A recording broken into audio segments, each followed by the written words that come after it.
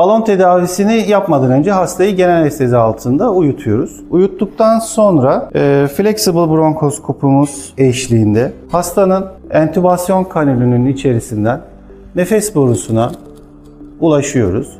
Ardından balon tedavisine başlıyoruz. Balonumuz uzun, ince bir tel ucuna bağlı, kauçukla kaplanmış küçük bir balon. Bu balon rahatlıkla flexible bronkoskopumuzun içerisinden geçebilmekte.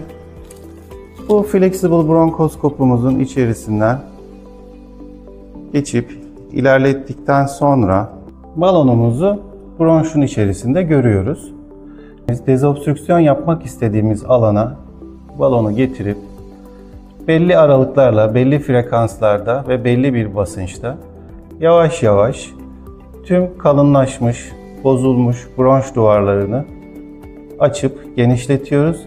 Aynı zamanda da bronş duvarında, yani hava kanalcıklarının içerisinde büyümüş, artık hiperplazik olmuş gopret hücrelerini dezobstrükte edip balgam üretiminin azalmasına fayda sağlıyoruz.